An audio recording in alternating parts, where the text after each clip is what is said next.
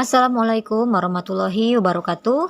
Materi kali ini yaitu pembelajaran IPA, sifat bunyi, memantul, dan menyerap.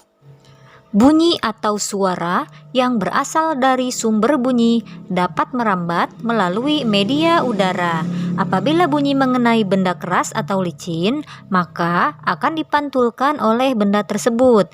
Sebaliknya, jika bunyi mengenai benda lunak, maka akan diserap oleh benda tersebut.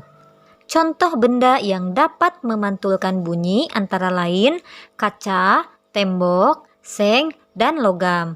Adapun contoh benda yang dapat menyerap bunyi atau peredam bunyi antara lain karpet, busa, karet, wol, kapas, kain, dan kertas. Benda-benda tersebut digunakan untuk menghindari gaung. Benda peredam bunyi dapat dijumpai pada gedung bioskop, studio rekaman, dan gedung pertemuan. Kemudian selanjutnya pemantulan bunyi. Pemantulan bunyi adalah keadaan ketika gelombang bunyi yang datang mengenai permukaan suatu medium yang keras dan kembali ke medium asalnya dengan sudut yang sama. Apa itu bunyi pantul?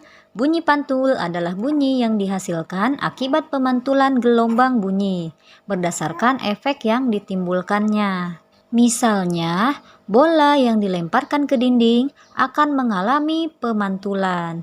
Demikian juga dengan bunyi. Bunyi pantul dibedakan menjadi 3. Yang pertama, bunyi pantul yang memperkeras bunyi aslinya. Yang kedua, gaung. Yang ketiga, gema. Yang pertama yaitu bunyi pantul yang memperkeras bunyi aslinya. Maksudnya di sini adalah apabila sumber bunyi dan dinding pemantul itu dekat, maka bunyi pantul akan terdengar hampir bersamaan dengan bunyi asli sehingga akan memperkeras bunyi aslinya.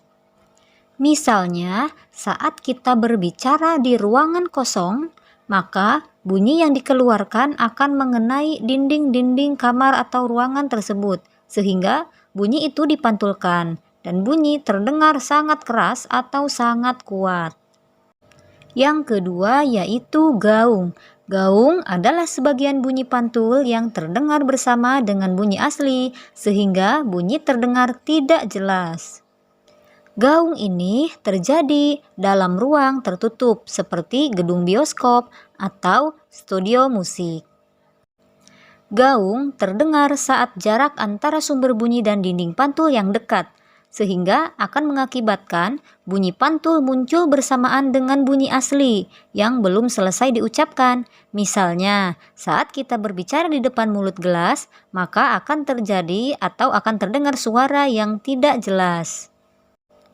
Bunyi pantul yang ketiga yaitu gema. Gema adalah bunyi pantul yang muncul setelah bunyi asli selesai dikirim. Gema akan terdengar saat jarak antara sumber bunyi dan dinding pantul lebih dari 20 meter. Misalnya, gaung akan terjadi apabila kita berteriak di gua atau di lembah maupun bukit. Adapun manfaat pemantulan bunyi dalam kehidupan sehari-hari antara lain 1. Mendeteksi keretakan pada logam, 2. Mengukur kedalaman laut, 3. Ultrasonografi atau USG, 4. Mengetahui kedudukan benda dalam laut misalnya kapal selam. Selanjutnya yaitu penyerapan bunyi. Selain dipantulkan, bunyi juga dapat diserap. Nah, benda yang permukaannya lunak adalah benda-benda yang dapat menyerap bunyi. Benda-benda yang permukaannya lunak dapat digunakan untuk menghindari terjadinya gaung atau kerdam. Seperti gedung bioskop, dinding-dindingnya akan dilapisi oleh bahan peredam bunyi, sehingga tidak akan terjadi gaung.